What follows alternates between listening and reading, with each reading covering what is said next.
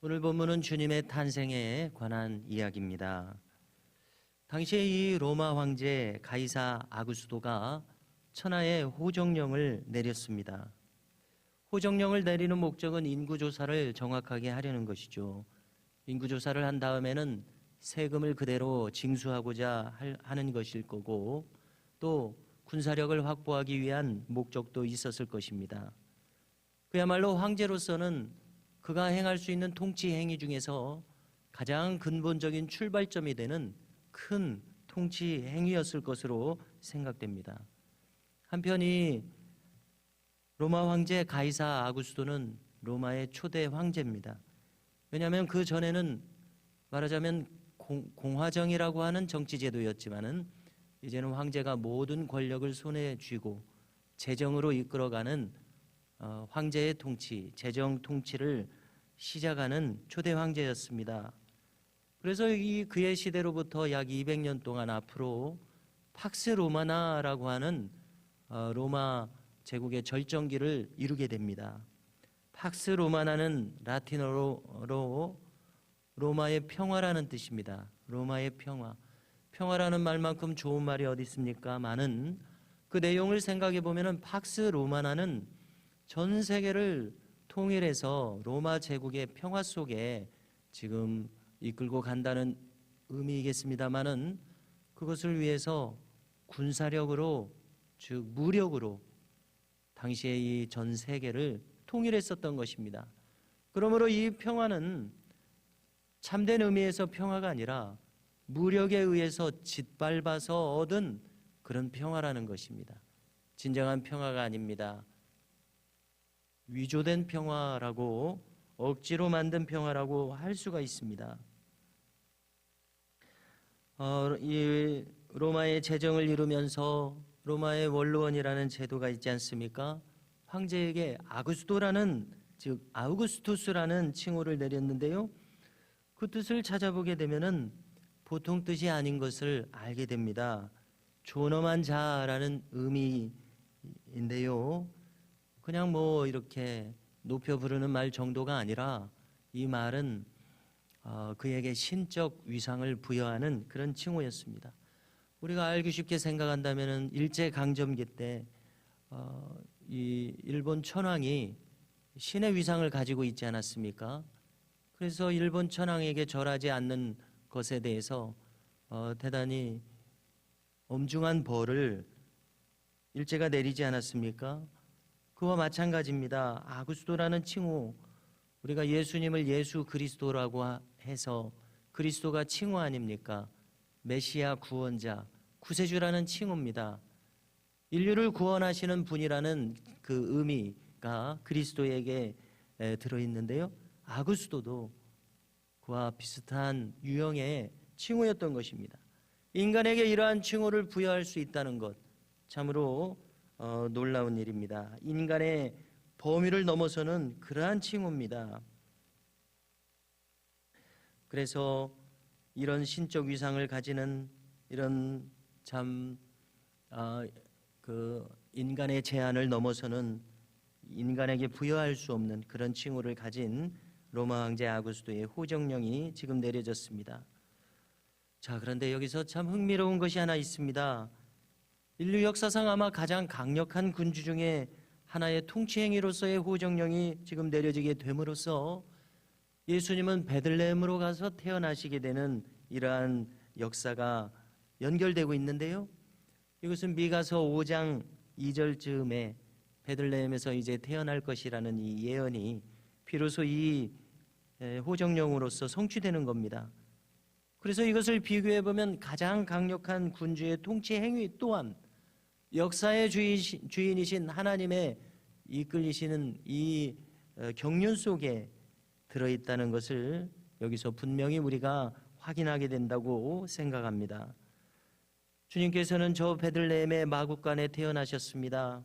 그리고 예루살렘 근교 베들레헴 이곳에서 양치는 목자들의 예방과 또 경배를 받았습니다. 만유의 주이신 예수님의 이 위상을 생각할 때에 누일 곳이 쉴 곳이 없어서 마구간의 말구유, 냄새나는 이 말구유에 이 누추한 자리에 태어나신 바로 이 모습과 그리고 저 예루살렘 근교의 목자들의 이 경배를 받는 이 모습이 낮은 곳에 오신 겸손하신 주님의 이 모습을 잘 드러내고 있습니다. 예루살렘 근교의 이 베들레헴의 목자들의 처지를 한번 생각해 보십시오.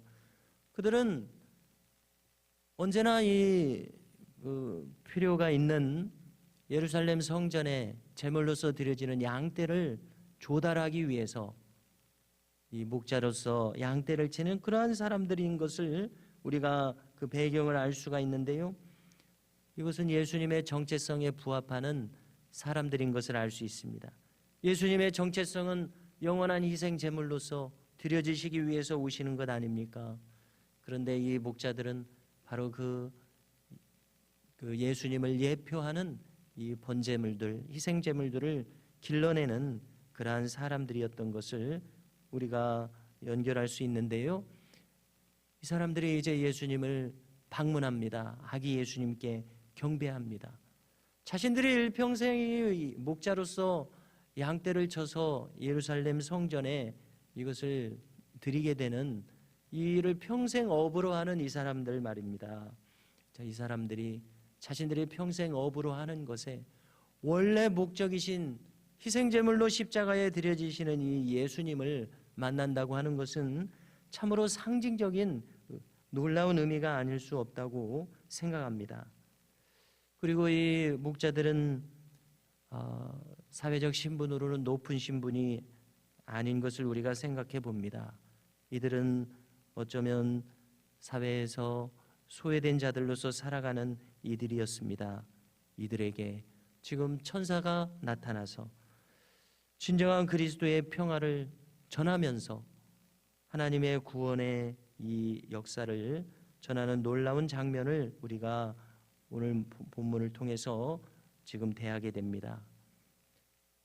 조금 전에 팍스 로마나 언급했습니다. 위장된 평화, 진정한 평화가 아닌 팍스 로마나의 이 세계에 살면서 천사는 팍스 크리스투스, 그리스도의 평화, 진정한 그리스도의 평화를 전하는 이 장면이 오늘 본문에서 펼쳐져 있습니다.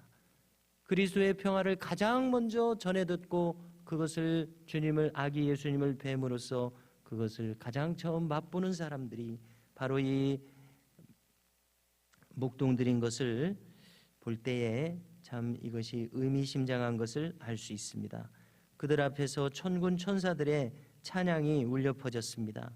14절을 보면은 지극히 높은 곳에서는 하나님께 영광이요 땅에서는 하나님이 기뻐하신 사람들 중에 평화로다.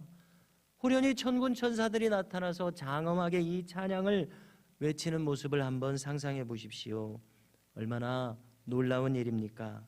이제 이들은 정말 천사들이 전한 그것이 실현되어 있는지 저 베들레헴 시내 마구간에 가보자고 말하며 장소를 옮깁니다.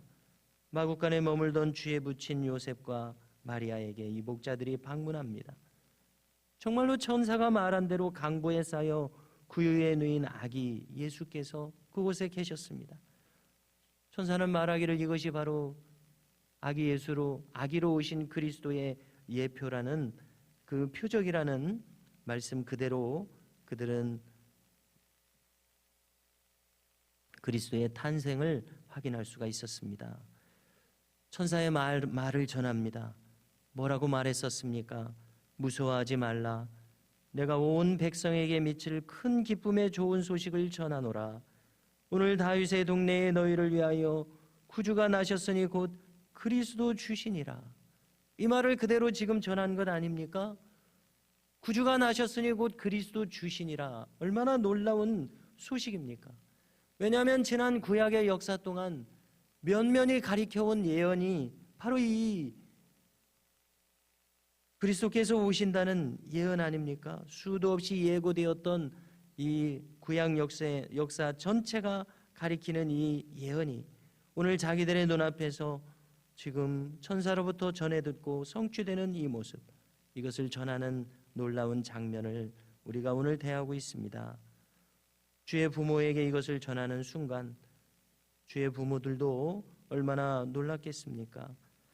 마리아는 일찍이 이미 천사의 수태고지를 들었었습니다. 지금 이 아기를 낳기까지 그 하나님의 전하여 주신 그 이야기 속에서 지금까지 이르렀습니다마는 이것을 또 목자들에게 다시 들으니 너무나 놀라운 마음이었을 것이요, 또 하나님께서 이미 알려주신 것에 대한 확증에 만감이 교차했을 것으로 생각됩니다. 그래서 19절, 마리아는 이 모든 말을 마음에 새겨 생각하니라 기록합니다. 이후에 이어지는 마리아의 평생을 한번 생각해 보십시오. 그것은 바로 이 예수께서 그리스도시라는 것을 때때로 확인하고 확증하는 생애였을 것으로 생각됩니다. 하나님께서 말씀하여 주신 언약의 성취를 평생토록 확인하는 거룩한 생애가 바로 주님의 모친 마리아의 생애였을 것으로 생각됩니다. 성도 여러분, 우리도 오늘 이 주의 탄생 이야기를 대하면서 주님의 모친 마리아처럼 역사의 주인이신 하나님의 구원 역사가 우리 자신과 우리 주변을 통해서도 이루어져 가고 있음을 우리도 믿을 수 있기를 바랍니다. 이 놀라운 구원 역사 속에 우리도 참여하고 있음을 기뻐하며 이 하루를 시작할 수 있기를 간절히 바랍니다.